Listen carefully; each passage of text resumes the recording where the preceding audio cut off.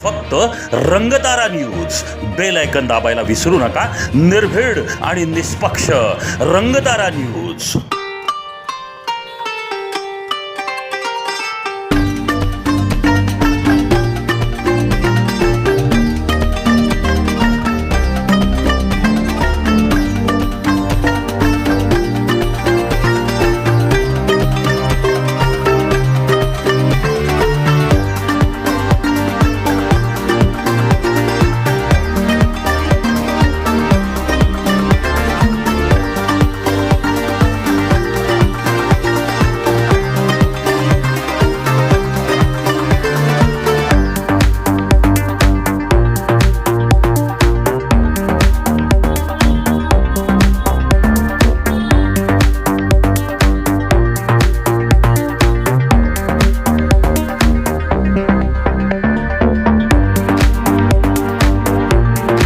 गणपती बाप्पा मोरया। नमस्कार सातारकर। यंदा eco friendly Ganpati आम्ही घेऊन आलो आहोत। आमचे गेले 4 वर्ष उपक्रम सातत्याने चालू आहे आणि तुम्ही त्याला भरभरून प्रतिसाद देताय, त्यासाठी धन्यवाद। आणि तुमच्या अशीच प्रतिसादाची अपेक्षा आहे आम्हाला। आम्ही पूर्णपणे इको फ्रेंडली गणेश मूर्ती घेऊन आलो आहोत। या आमच्या मूर्ती शेतमाती आणि लाल मातीच्या मिश्रणातून केलेल्या आहेत आणि आमचे कलर्स देखील वॉटर बेस्ड आहेत। सो घरगुती विसर्जनाच्या दृष्टीने आम्ही ही संकल्पना घेऊन आलोय।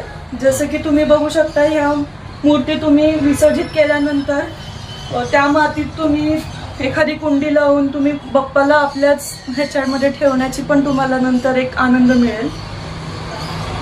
आपल्याकडे वेगळ्या वेगळ्या सायझेसमध्ये वेगळ्या वेगळ्या पॅटर्नमध्ये गणेश मूर्ती उपलब्ध आहेत। तरी मर्यादित गणपती मूर्ती असल्यामुळे लवकरात लवकर येऊन तुम्ही बुकिंग करून घ्या तुम्हाला हव्या असलेल्या मूर्तींचे। पर्यावरणाचा उद्देश काय असणार आहे?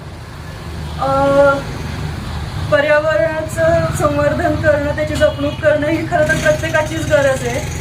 आम्ही जास्त काही करू शकत नाही, जास्त मोठ्या प्रमाणात मंडळांचं जे प्रदूषण वगैरे होतं ते तर आम्ही रोखू शकत नाही। आपल्याकडून होईल त्या ह्यानी आम्ही ही संकल्पना घेऊन आलोय, सो दॅट जे प्लॅस्टर ऑफ पॅरिसमुळं जी मूर्तीची विटंबना होते, पाण्याचं प्रदूषण होतं, ते रोखता येईल। आणि घरच्या घरी तुम्ही हे विसर्जन करून ह्या मूर्तीपासून नंतर तुम्ही झाड वगैरे लावून एक पर्यावरणाला एक प्रकारे जोपासण्यासाठीच मदत कराल। साधारणतः हे कधी सुरुवात करता तुम्ही मूर्ती बनवायला? आम्ही गणपती झाले की 1 महिन्यामध्ये वगैरे दसऱ्यानंतर सुरुवात होते गणपतीच्या मूर्ती बनवण्याची। आणि POPच्या मूर्ती ह्याच्यापेक्षा लवकर होतात तुलनेमध्ये, परंतु या मूर्तींमध्ये आपण माती, वाळा हे वापरले असल्यामुळं ह्याला सुकण्यासाठी खूप वेळ लागतो। उन्हामध्ये सुकवून त्याच्यानंतर त्याचा बेस कलर देऊन तो वाळवायला, या सगळ्या प्रोसेसमध्ये फार वेळ जातो। आणि ह्याचे कारागीर पण फार म्हणजे कमी ह्याच्यामध्ये करायला मागतात, त्यामुळं आम्हाला बाहेर ठिकाणाहून आउटसोर्स करून या मूर्ती आणाव्या लागल्या। जनतेसाठी काय आव्हान आहे? सातारकरांना एकच सांगेन, तुम्ही आधीही खूप आम्हाला चांगला प्रतिसाद दिलाय, तुमच्यामुळेच आम्ही यावर्षी परत कंटिन्यू करतोय। असाच प्रतिसाद देत राहा। आणि दुसरं आमच्याकडूनच घ्या असंही आमचं म्हणणं नाही, फक्त एवढंच की POPच्या वगैरे घेऊन एक कमी पैशाच्या ह्यानी बघून त्या घेऊन तुम्ही प्रदूषण अजून वाढवू नका, एवढंच म्हणणं आहे माझे। धन्यवाद।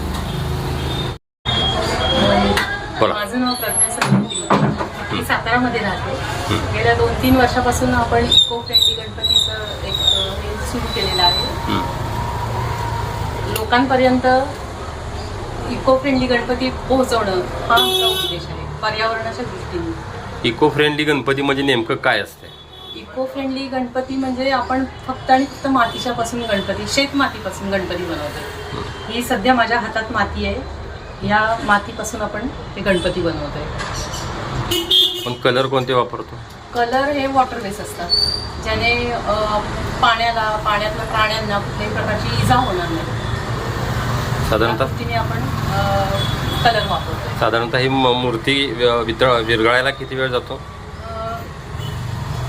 साधारण जास्तीत जास्त धरून चला 1 दिवस, जास्तीत जास्त। आम्ही हायर साईडला बोलतो, खरं तर तासांमध्ये विरघळते, पण नंतर ह्या मातीचा वापर काय करायचा विरघळलेल्या? विरघळलेल्या मातीचा तुम्ही झाडांमध्ये वगैरे यूज करू शकता. त्याचा जनरली बाहेर जी शाडू म्हणतात ती विरघळते पाण्यात, परंतु ती असं गठ्ठा होऊन राहते बादलीच्या खाली किंवा असं, त्याचा रियूज काही होत नाही. तसं हे आपण झाडांमध्ये वगैरे वापरू शकतो. जनतेसाठी तुमचं काय आव्हान असणार आहे? जनतेसाठी आव्हान एवढंच की जास्तीत जास्त पर्यावरणाकडे वळा तुम्ही. पर्यावरणाला काय सांगू, मूर्ती तुमच्या किती रुपयापासून सुरुवात आहेत? आपल्या मूर्ती साधारण 1100 पासून सुरू केल्या. पण काहींची मागणी होती थोडी आम्हाला कमी प्राईसमधली वगैरे असेल तर बघा, मग आपण 500 पासून आता सुरू केलेल्या आहेत.